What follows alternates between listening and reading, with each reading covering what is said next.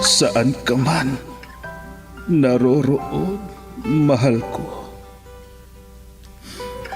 mananatili kang buhay sa aking puso. Ramdam kita sa bawat sandali. Dahil buhay na buhay ka sa himig ng pag-ibig. Himig ng pag-ibig. I need your love, you brighten up my day. Isang himig na maging gabay sa mga taong wagas na nagmamahalan. Duyan ng malabahagharing pag-ibig na hihili sa puso at pakiramdam.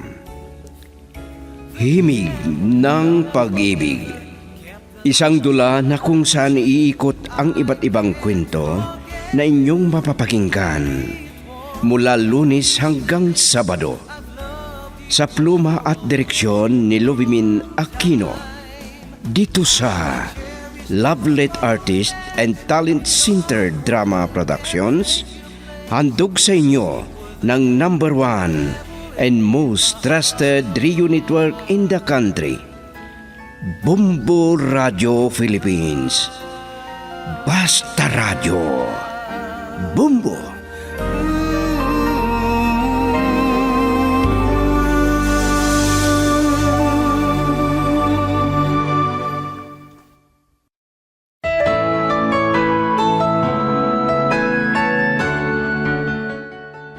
Mula sa Lovelet Artist and Talent Center Drama Productions, ihandog sa inyo ng #1 and most trusted radio network in the country, Bumbo Radio Philippines, ang unang bahagi ng isang linggong kasaysayan na pinamagatang Pag-ibig na nagmula sa sakit. Dito sa ating dula, Himig ng Pag-ibig. We shared together, kept that love alive. I can't forget you. Naapula ng mga bumbero ang mga nasunog na sasakyan. Nailabas na rin ang mga bangkay. Sigurado ka na gusto mong makita ang kalunos-lunos na pagkamatay ni Giliar? Bakit kailangan na mangyari sa kanya ito? Kung kailan malapit na ang aming kasal. Alam ko, importante na kaibigan si Giliar sa akin. At nalulungkot ako sa ganitong nangyari sa kanya. Pero wala tayong magagawa. Aksidente ang nangyari. Parang hindi ko kaya. Pero gusto kong makita kung isa si Giliar sa mga bangkay. Pero baka hindi mo kayanin. Baka mahilo ka. Kaya ko ito, Bart. Sige, kumapit ka sa akin.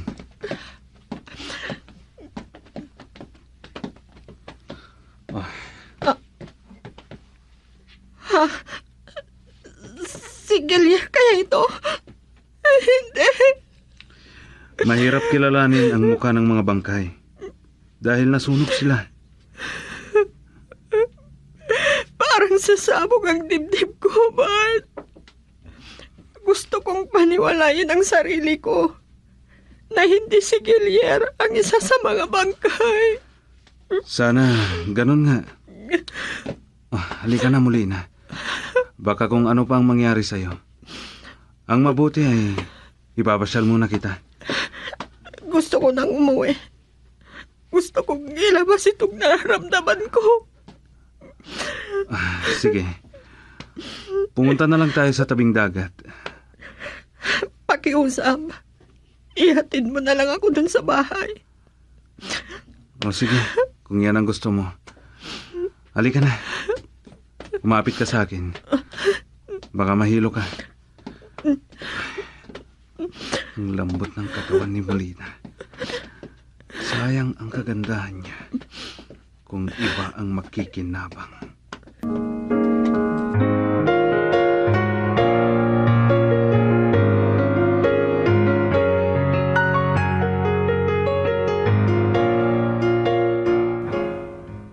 Diyos ko, nakakaawa naman ang lalaking ito. Nasunog ang mukha niya at nadamay pa na nasaktan ang gilid ng mata niya. May dugo po siya sa ulo. Hinala ko ay malaking bato ang nakasugat sa ulo niya. Ay, sinadya kaya napatayin. Nakita lang ng mga kasama ko dito sa basurahan na may nasusunog. Kawawa naman. Nagkamalay na. Dumadaing. Maliban sa pagkasunog ng mukha niya, may mga sugat pa siyang iba. Kahit gumaling, mahirapan na ilakad ang paa niya. At may dugo pa sa sugat niya sa tiyan. Ayan, dumilat na siya. Mabuti at nagkamalay ka na, anak. Maswerte ka pa. Himala na nakaligtas ka. Kumusta ang pakiramdam mo? Nagising. Pero nangihina pang masyado. Kailangan niyang pahinga.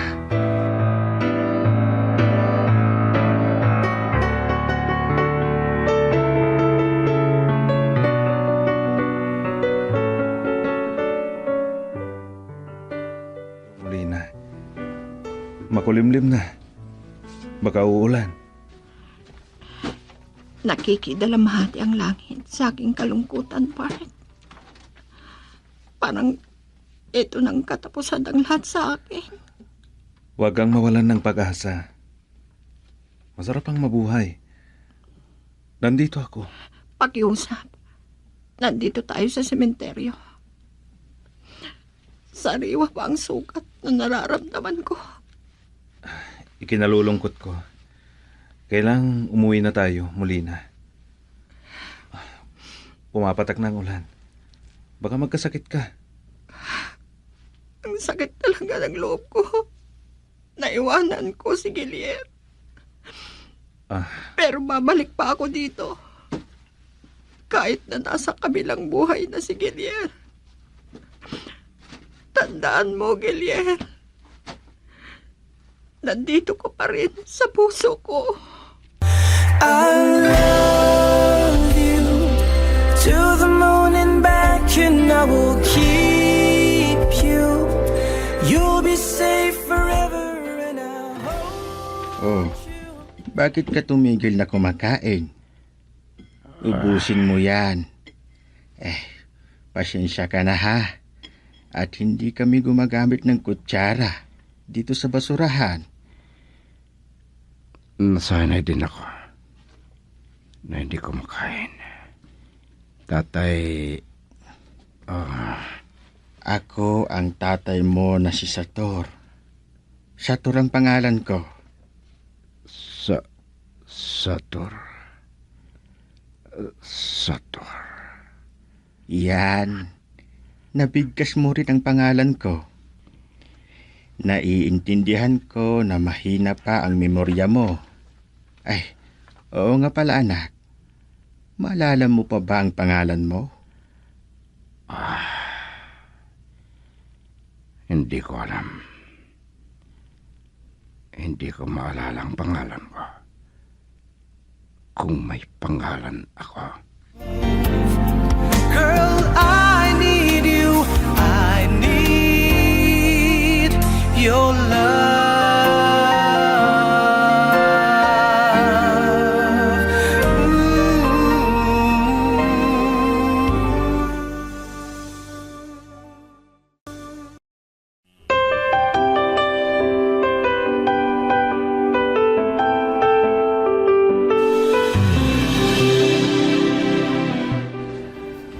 Makinig ka sa akin. Hindi pwedeng magpalipin ka sa lungkot mo, Molina. Karapatan mong sumaya. Bart, pakiusap. Hindi pa ako nakahanda. Patay na si Gilier. Nasa kabilang buhay na. Nagpapahinga na. Pagpahingain mo na rin ang puso mo. Pangako, kung gaano ang pagmamahal ni Gilier sa'yo noon, tutumbasan ko. Mayaman ka, Bart. Hindi ako dapat ang pagsayangan mo ng panahon. Marami dyan ang magaganda at mas bagay na mahalin mo. Ikaw ang gusto kong pakasalan. Kung tatanggapin mo ako, magpapakasal na tayo agad. Naguguluhan ako. Hindi pwede. Kailangan sa akin ka lang, Molina.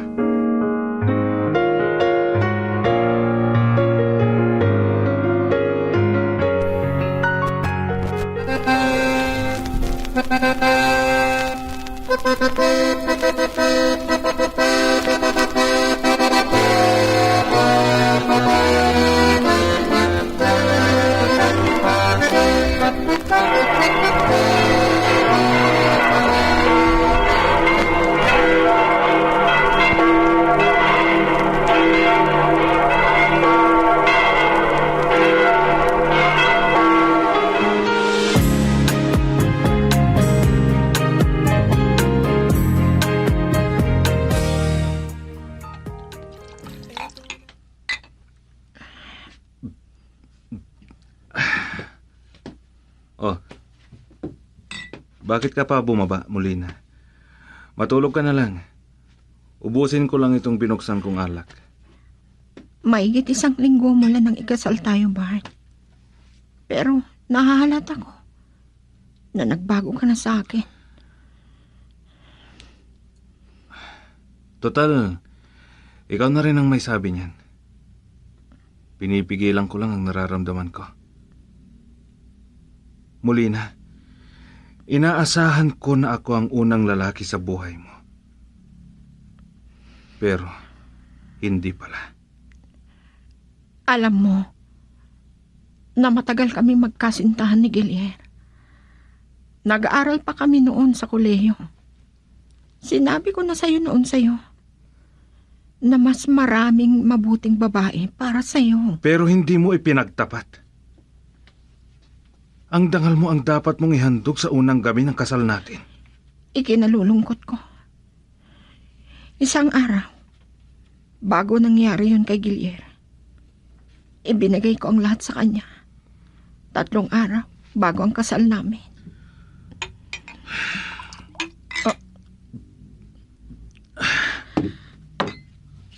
Parang gusto mong iba to yung paso sa akin. Iba nang nakikita ko sa iyo. Ang lambing mo sa akin noon. Mahal kita. Hindi kita kayang saktan, Molina. Masama lang ang loob ko. Madali lang sanang tanggapin kung ipinagtapat mo ang lahat sa akin. Patawarin mo ako. Aaminin ko na kasalanan ko. Pero sana maintindihan mo naman ako. Dahil sa nadama ko ang sobrang pagmamahal mo sa akin. Natakot ako na mawala ka.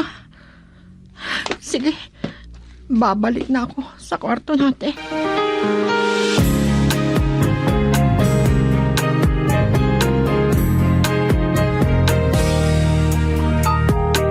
Ito na ang araw natin.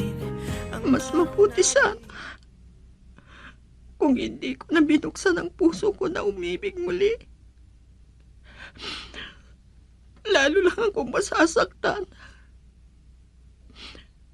Nadarama ko ang galit ni Bart. Paano na kung patawarin sana ako ni Bart? Mahal na mahal ko si Bart. Pero may iniwan si Gilier na naraman sa akin. At nadama ko ito. Pagkatapos ng 2 linggo mula nung namatay, hanggang ngayon, naguguluhan pa rin ako. Lagi na lang nagpapakita sa panaginip ko. Pero hindi ko nakikita ang mukha niya. At nararamdaman ko na si Gilier yun. Pero hindi ka panipaniwala na buhay pa si Gilier. Baka biglang pumasok si Bert dito sa kwarto namin at makita na umiiyak ako. Bakit ako pa? Bakit kailangan? Ano na lang ang kinabukasan ang pumipitik sa pinapupunan ko? Girl, I need you. I need your love.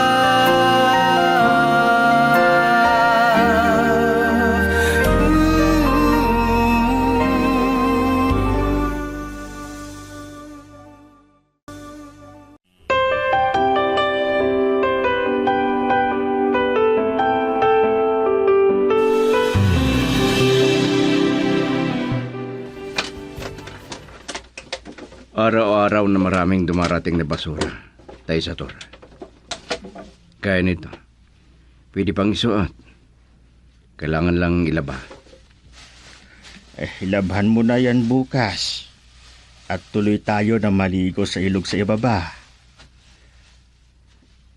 Malawak na kabundukan ng paligid nitong basurahan. Dati na puro kawayan dito.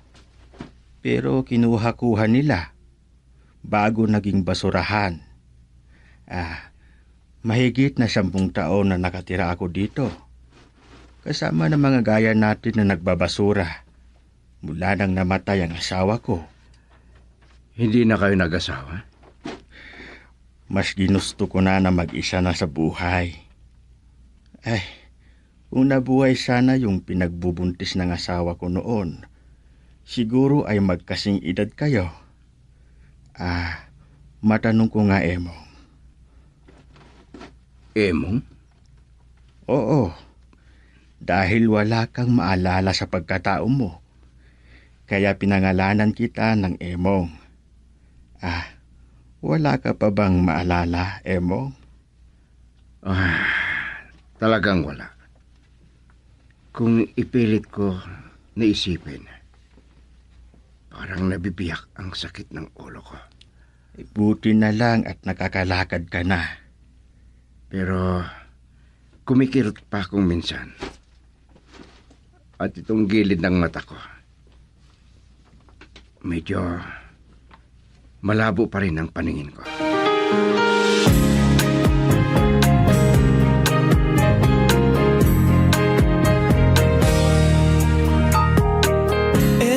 Ito ang hindi ko matanggap, Molina. Buntis ka pala. Pero hindi ako ang ama ng pinagbubuntis mo. Patawarin mo sana ako. Bago mo ako pinakasalan, ay buntis na ako. Bakit, Molina? Anong pagkukulang ko? Ginawa ko ang lahat para maramdaman mo ang pagmamahal ko. Nakahanda ako sa anumang parusa mo. Kung gusto mo na itakwil akong asawa mo. Para ano? Inaasahan mo pa ba na buhay si Gilier? Bart, huwag mo nang idamay si Gilier. Nagpapahinga na. Pero para sa'yo, Molina, buhay pa ang dati mong nobyo. Napapakasalan mo sana.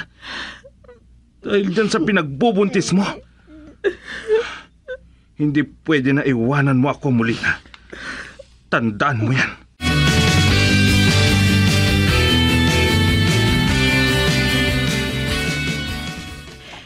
Tama na, anak. Huwag ka nang umiyak. Oh, eto ang gatas mo, anak.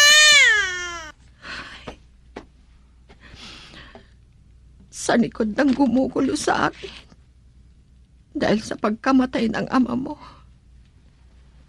Ikaw ang pinakamagandang nangyari sa buhay ko. Ikaw ang umaaliw sa akin. Ikaw ang lakas ko para pilitin ko pang mabuhay, anak. At para ito sa iyong magandang kinabukasan.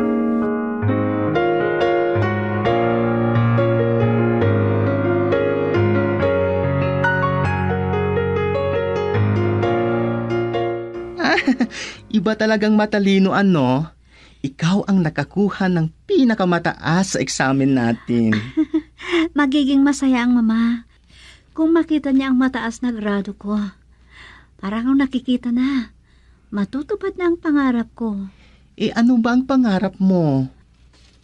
Mass communication ang course natin. Idol ko noon, nung bata pa ako ang isang reporter sa TV. Gustong-gusto kong panoorin. Sa bagay, may regular network sa isang TV sa lugar natin. Gwendolyn.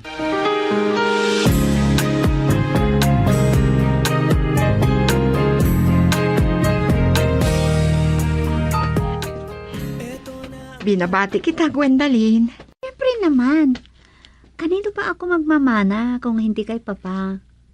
Kilala na negosyante. Puro matataas na tao ang mga bisita niya. Puro negosyante at politiko.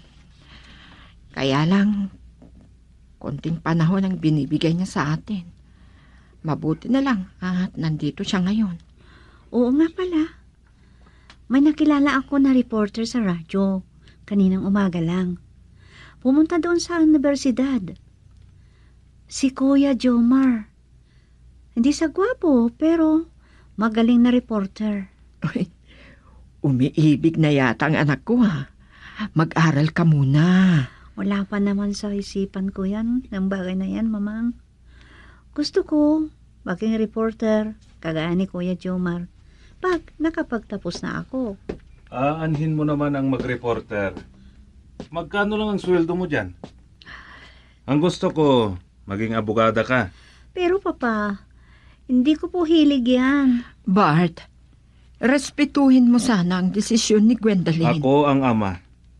At ako ang dapat na masunod. O sige, para hindi na kayo mag-away ni Mamang. Pag-aralan o pag-isipan ko ang sinasabi ninyo.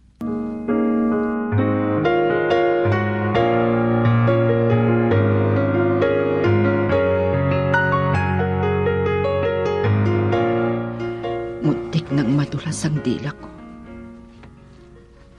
Mula pa nung bata si Gwendolyn, si Bart na ang nagisnan niyang ama. Pero kung alam lang niya ang totoo. Pero hindi pwedeng matuklasan niya ang totoong pagkatao niya. At nararamdaman ko na itinuturing ni Bart na tunay niyang anak si Gwendolyn. Pero kinakabahan ako kung minsan. Parang iba ang nahahalata ko na paglalambing ni Bart sa kanya. Ganap ng dalaga ang aking anak. At mas maganda siya kaysa ako.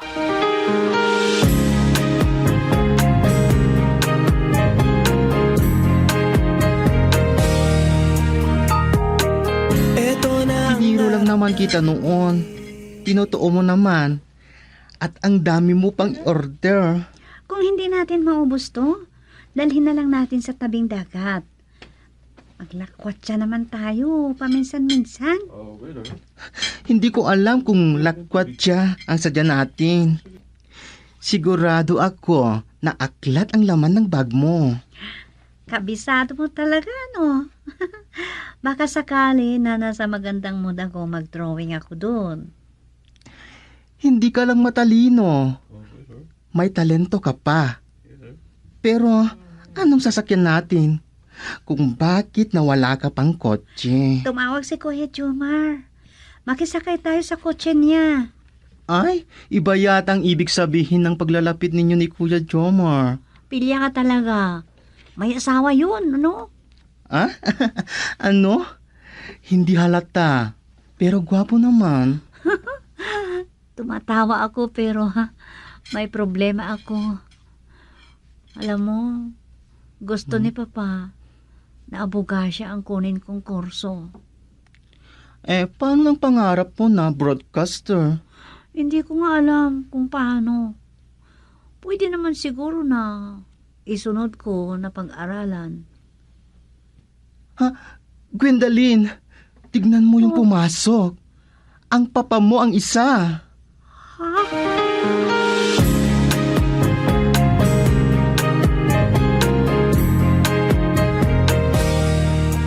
Nawawala na ako. Ngayon lang ako nakarating dito. Kasama ko sana si Daisator.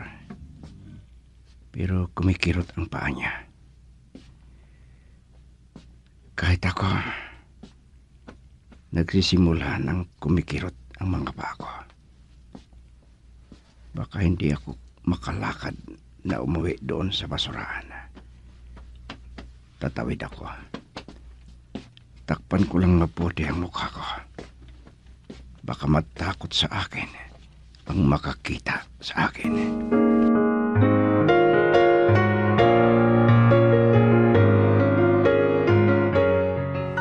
Kung may sarili kang kotse, hindi na tayo maghihintay ng taxi, Gwendalyn. Bakit hindi ka magsabi sa papang mo? Ang yaman-yaman niya. Marunong na rin ako mag-drive, pero takot ako. Sinasabi sa akin ni Papa na ibili niya ako ng kotse, pero... O bakit? Anong nakita mo? Ang pinapangarap mo ni si Kuya Jomar? Ikaw talaga, pilya ka. Tingnan mo yung matanda na nagkakakot ng basura. Kawawan naman. Lapitan natin. At ibigyan na lang natin itong hindi natin naubos sa restaurant. Mana ka talaga sa papa mo. Maawain at tumutulong. Pero, asan ang sinasabi mong matanda? Girl, I need you. I need your love.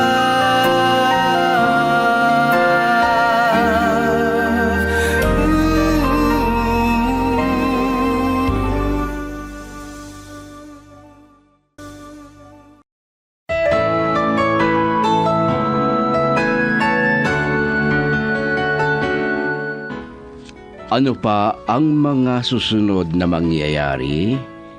Mga kaibigan, pakinggan bukas ang pagpapatuloy ng isang linggong kasaysayan na pinamagatang Pag-ibig na mula sa sakit. Dito sa ating dula, Himig ng Pag-ibig. Isinulat ni Delfin Dumayas at sa direksyon Lubimin Aquino Sr. Produksyon Supervision Leti Astudillo Aquino.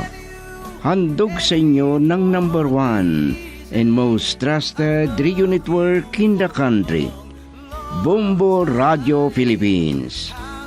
Basta Radio Bumbo.